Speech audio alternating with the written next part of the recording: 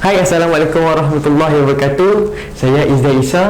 Kembali semula dengan episod yang seterusnya. Sejak 2-3 hari ni semakin hangat diperkatakan tentang isu faraid lah, tentang kes Pak Arwah Abang kan, tentang isu lah, sedikit isu tentang ahli putih ni. Jadi semakin hangat diperkatakan di media sosial lah, senang kata. Jadi ramai sebenarnya pakar-pakar dalam bidang pengurusan harta pusaka ni, dia dah mula membincangkan sedikit demi sedikit tentang isu tersebut lah. Tak perlu sebenarnya untuk kita kupas semula kan. Jadi saya bersyukur, Alhamdulillah kan, rakyat Malaysia ni semakin ramai dah mula dah celik tentang ilmu faraid ni, dan ramai juga yang nak faham lah tentang keindahan ilmu tersebut. Jadi saya pun tak terlari lah daripada mendapat pertanyaan daripada sahabat-sahabat yang nak tahu. Jadi saya tak nak kupas tentang isu tersebut. Tuan-tuan dan puan, kita berbalik kepada topik kita. Pernah tak dengar perkataan usul, furuk dan hawashi dalam ilmu faraid? Jadi Alhamdulillah, kalau tuan-tuan pernah dengar, kita ulang kaji semula. Tapi kalau tuan-tuan tak pernah dengar, saya akan kongsikan pada hari ini. Pada video kali ini, saya akan kupaskan dua sahaja, iaitu usul dan furuk. Seperti topik sebelum ini, kita ada kongsikan 3 sebab seseorang itu layak menerima harta pusaka. Yang pertama, mewarisi dengan sebab keturunan. Yang kedua, mewarisi dengan sebab perkahwinan. Dan yang ketiga, mewarisi dengan sebab agama. Jadi, usul dengan furuk ni duduk dalam sebab apa? Mestilah dengan sebab keturunan ataupun nasab. Jadi, keturunan dalam ilmu pewarisan ni adalah keturunan hakiki, iaitu pertalian ataupun hubungan kekeluargaan disebabkan peranakan. Mudah nak faham, keturunan hakiki adalah yang ada pertalian darah ataupun mempunyai darah daging dengan si mati. Itu dinamakan keturunan hakiki. Jadi secara automatiknya kita dapat klasifikasikan golongan yang mana kita anggap mereka sebagai ahli keluarga kita, sebagai daripada ahli keluarga kita, tetapi mereka ni tidak layak ataupun tidak berhak mewarisi harta pusaka. Siapa dia mereka tersebut? Yang pertama sekali, mestilah anak angkat. Dan kedua, anak susuan. Walaupun minum pilah selori pun susu, mereka tetap tidak menjadi anak kandung kita. Dan yang ketiga adalah anak tiri pun tidak layak mewarisi harta pusaka, tetapi mereka tadi dianggap sebagai ahli keluarga kita lah. Jadi tuan-tuan dan puan, mari saya tunjukkan dalam gambar rajah kategori keturunan furuk dan hawashi. Yang pertama adalah furuk.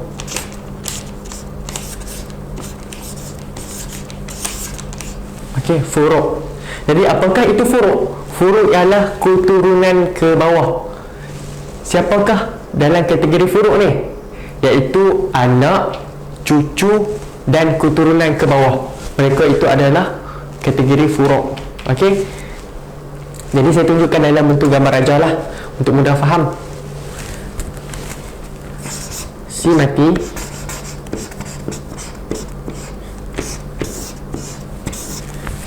mempunyai anak. Si mati akan ada anak lelaki dan perempuan. Ada anak lelaki dan perempuan.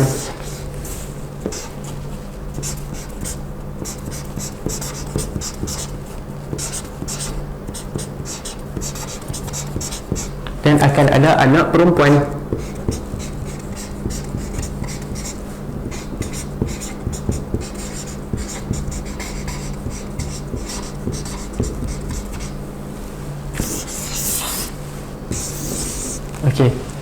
Mereka ini adalah orang yang layak ataupun berhak menerima harta pusaka daripada si mati.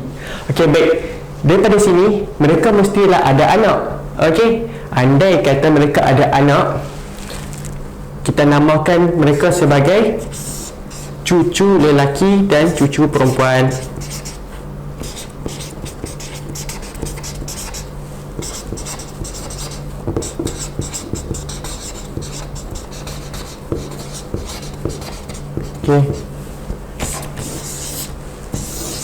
Sama juga, mereka pun ada juga anak, cucu lelaki dan cucu perempuan. Saya tulis cucu lelaki lah, si L dengan si P. Okey. Dari segi kategori ini, Okey, cucu lelaki dan cucu perempuan daripada anak lelaki. Siapa dia? Daripada si mati. Okey, baik, untuk kita sebut tentang ahli waris, kita mesti sandarkan kepada si mati. Macam ini, cucu lelaki daripada anak lelaki. Anak siapa? Daripada si mati. Okey, jadi kita tahulah cucu lelaki si mati. Kita tahulah macam tu. Okey, sini pertama. Kan? Okey, jadi daripada kategori yang layak yang berhak menerima harta pusaka, siapa dia? Yang ini berhak.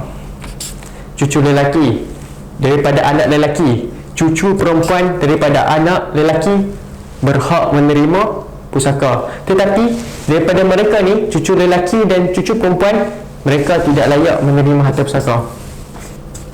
Tetapi mereka ini, anak lelaki daripada si mati dengan anak perempuan si mati, mereka layak menerima pusaka. Sebenarnya macam ni, apa saja yang datang daripada keturunan perempuan, mereka tidak layak menerima harta pusaka. Apa saja yang datang daripada lelaki, daripada keturunan lelaki, mereka layak menerima harta pusaka. Okey, senang faham macam tu. Okey, seterusnya kita pergi lagi. Kan? Cucu lelaki, dia ada lagi anak bawah ni. Kan? Kita namakan dia sebagai cicit. Okey. Cicit lelaki. Ni cicit perempuan.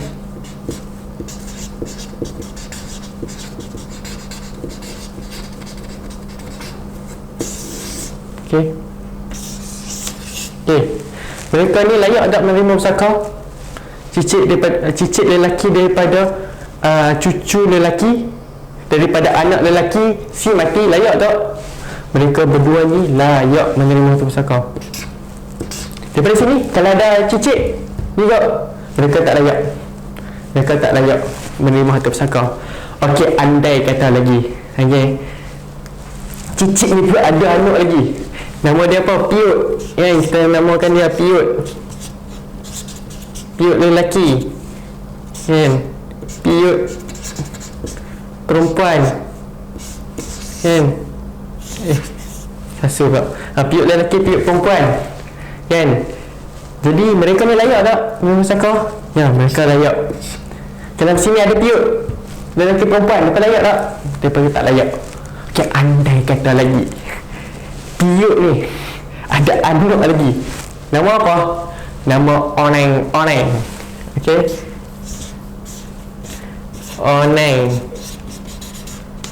Oneng lelaki dengan Oneng perempuan. Okey, mereka ni layak tak menerima pusaka? Ya, mereka layak menerima pusaka. Okey, seterusnya kita pergi kepada usul.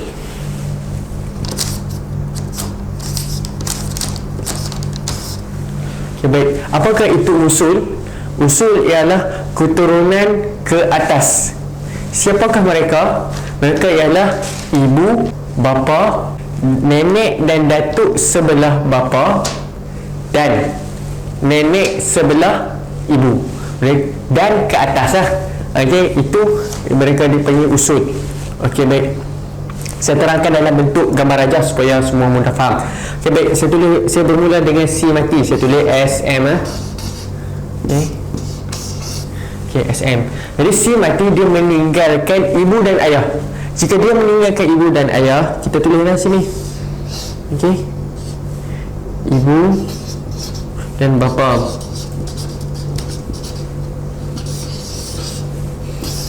Okey, jadi mereka ini, ibu dan bapa, memanglah layak menerima harta pusaka sebab mereka adalah waris utama. Jadi ibu dan bapa, mereka mestilah ada ibu dan ayah juga. Jadi kita tulis di sini, kita namakan mereka sebagai nenek dan datuk. Datuk sebelah bapa si mati. Mereka ini layak menerima harta pusaka. Mereka berhak menerima harta pusaka. Baik, sebelah ibu macam mana pula? Ibu pun mesti ada ibu dan ayah, kan? Ada juga nenek dan datuk.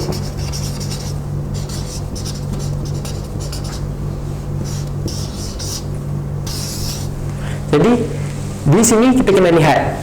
Tadi saya sebutkan tadi, nenek sebelah ibu saja yang layak menerima, dikategorikan sebagai usul. Jadi di sini nenek sebelah ibu saja yang layak menerima harta pusaka. Nenek datuk sebelah ibu layak ke? Tidak layak menerima harta pusaka. Okey, baik. Seterusnya, datuk mestilah ada ibu dan ayah juga, kan? Kita namakan mereka sebagai moyang. Okey, moyang perempuan, moyang lelaki. Okey, moyang perempuan dan lelaki sebelah datuk, datuk sebelah bapa dan sebelah bapa si mati layak menerima harta pusaka. Mereka ni layak menerima harta pusaka. Okey, jadi moyanglah sebelah datuk daripada jalur bapa layak menerima harta pusaka. Sebelah ni nenek. Okey, di sini kita lihat hanya yang layak di sini adalah moyang perempuan saja. Moyang perempuan sebelah nenek, sebelah ibu si mati. Mereka dia layak untuk menerima harta pusaka. Moyang lelaki layak lah? Tak layak menerima pusaka. Okey, seterusnya, moyang lelaki mestilah ada ibu dan ayah, kan? Kita namakan mereka sebagai buyut. Buyut perempuan, buyut lelaki. Mereka layak tak? Sebab mereka layak. Sebab apa? Sebab mereka datang daripada jalur lelaki. Moyang sebelah perempuan, buyut sebelah perempuan layak tak? Mereka layak. Dia layak menerima pusaka. Inilah keistimewaan sebelah ibu sebenarnya. Sebelah ibu mereka layak menerima pusaka. Yang sebelah sini hanya jalur daripada lelaki saja yang layak menerima harta pusaka. Sebelah perempuan tidak layak. Okey, baik.